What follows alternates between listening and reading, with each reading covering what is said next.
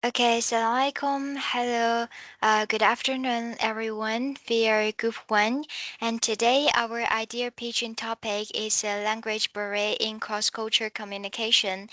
In a globalized world, people from different culture backgrounds study, work, and communicate together every day. But even when people use the same language, misunderstandings still happen. That is because language barriers are not only about vocabulary or grammar, they can also involve culture, workplace, communication technology, education, and psychology. So today, our group will presenting this issue from five perspectives. Each member will focus on one angle and together we hope to show a more complete solution.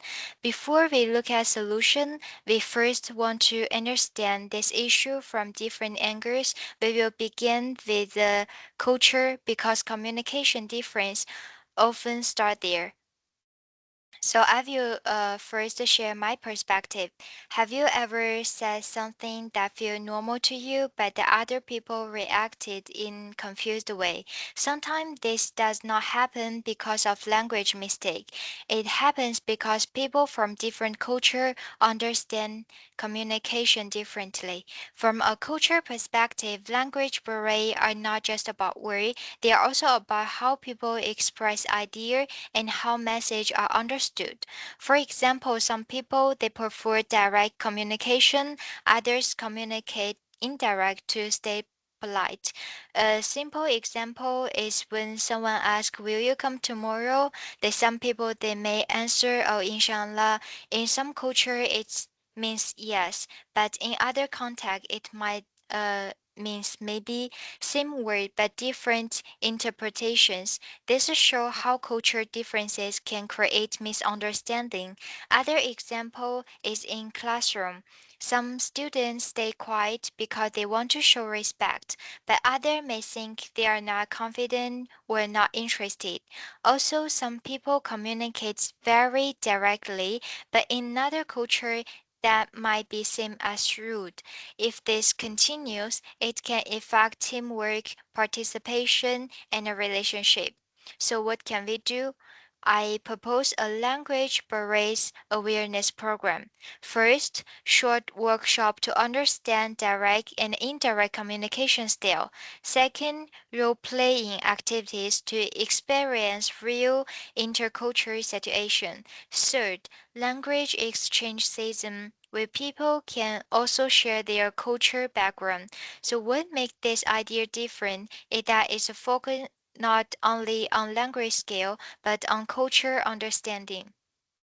Because communication is not just about speaking, it is about understanding. From the culture perspective, we can see language barriers are not only about words but also meaning and interpretation.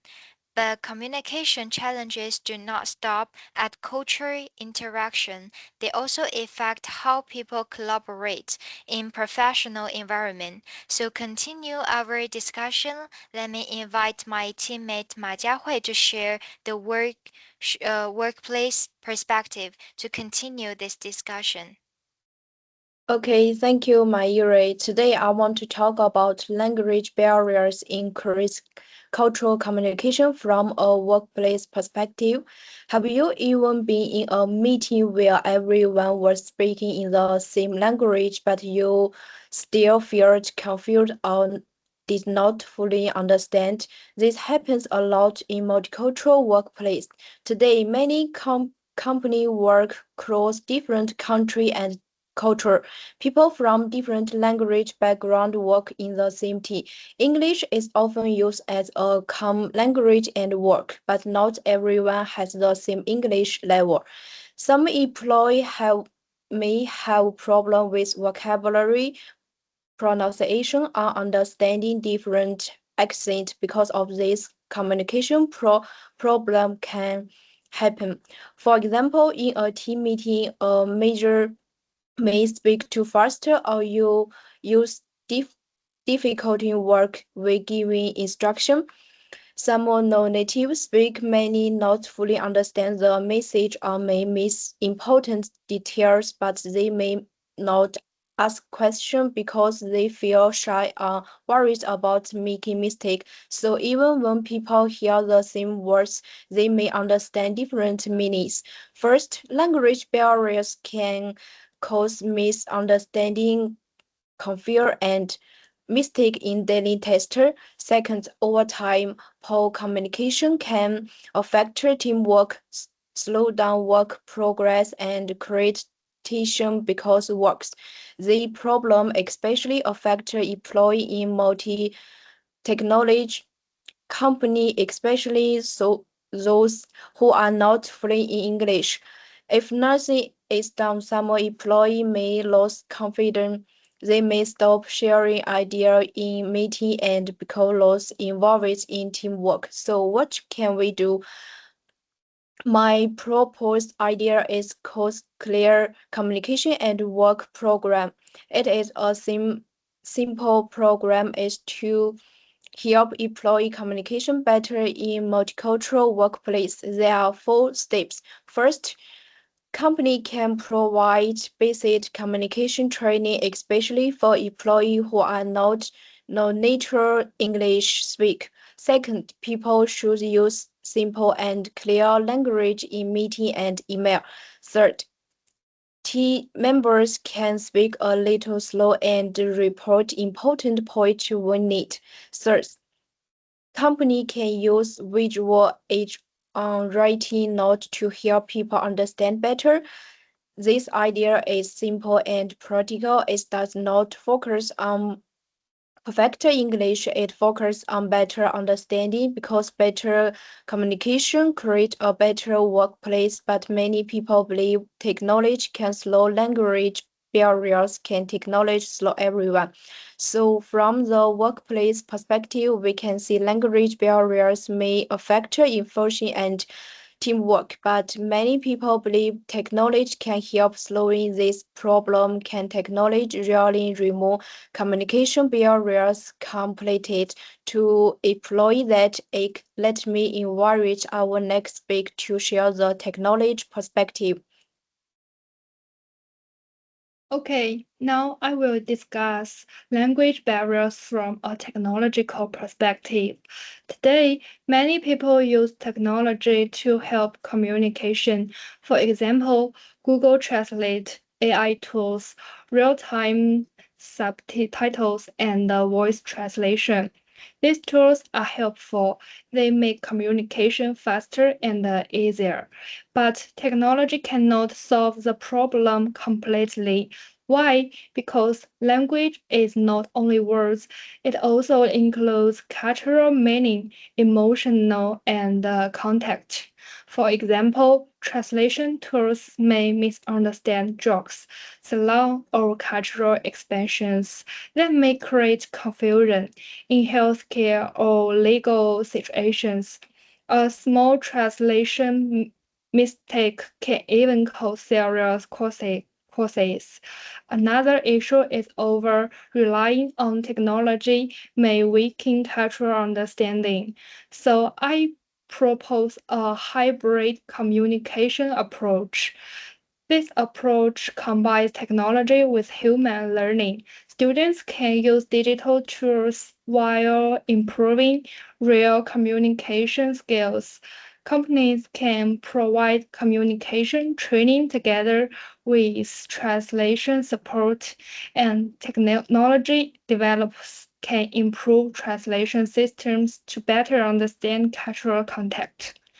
The strength of this idea is balance. Technology supports communication, but human understanding builds real connection. And long-term communication skills should begin in education. So technology can support communication, but long-term communication ability often starts through learning. That naturally leads us to educational. Education plays an important role in reducing language barriers because it helps people develop both language skills and cultural awareness from an early stage. When students learn a second language, they are not only memorizing vocabulary and grammar, but also learning how people from different cultures think and communicate. Schools can also encourage intercreative activities such as group discussions, role plays, and cross-cultural exchange programs. This experience helps students become more confident in real-life communication situations instead of relying only on translation tools. Okay, now let me invite our next speaker to continue with the educational perspective. Okay, from the educational perspective, language barriers are very common in global mobility. For example, a Chinese student studying in Malaysia may struggle to understand lectures. A Malaysian student studying abroad may hesitate to participate in discussions.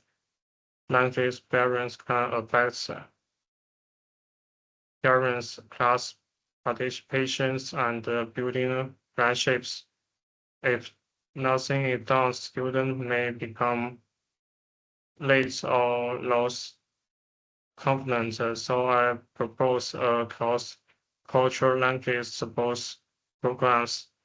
This includes language preparations before studying abroad, their body support sections, digital sections, toys for daily communication, and workshops to improve intercultural communication. These programs is because university can include it in ex- excursion support systems.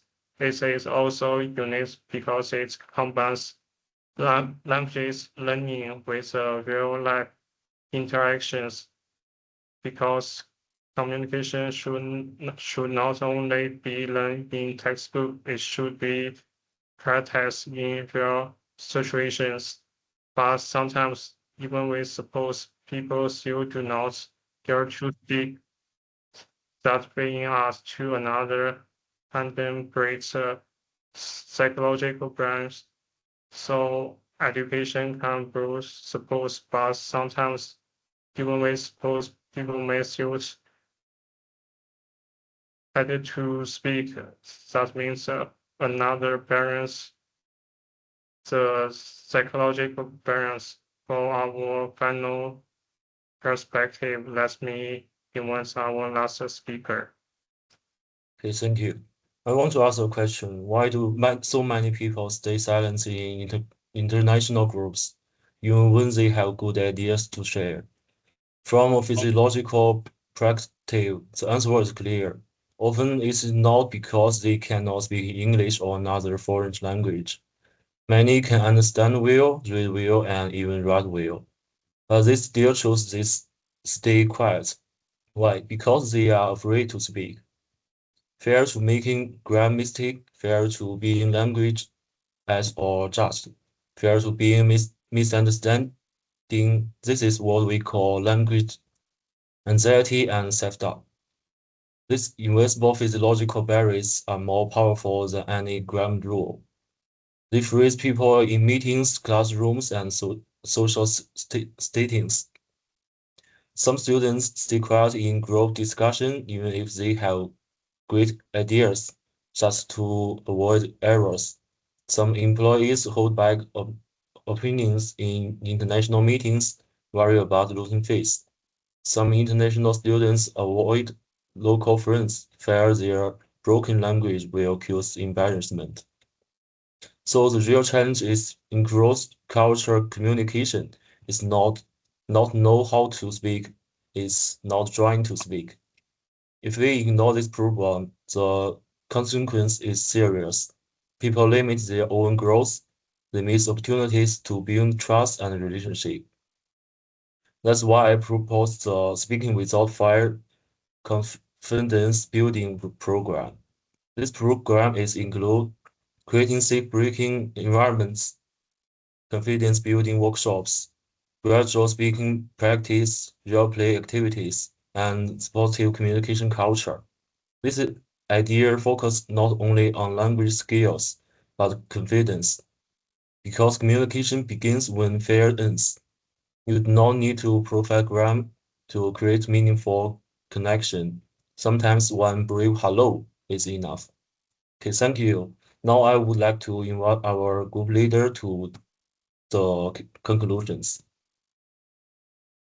Okay, so thank you all for sharing that perspective. Our group explored language array from 5 perspectives: culture, workplace, technology, education, and psychology. Through this perspective, we want to show that language array are not only language problems, they are communication challenges that need integrated solution. Our idea may be different, but they share one goal: to reduce misunderstanding, strengthen connection, and improve cross cultural communication. Because communication is not only about speaking correctly, it is about understanding each other. So let us break the barrier, build the connection, and communicate beyond language. Thank you. That's all.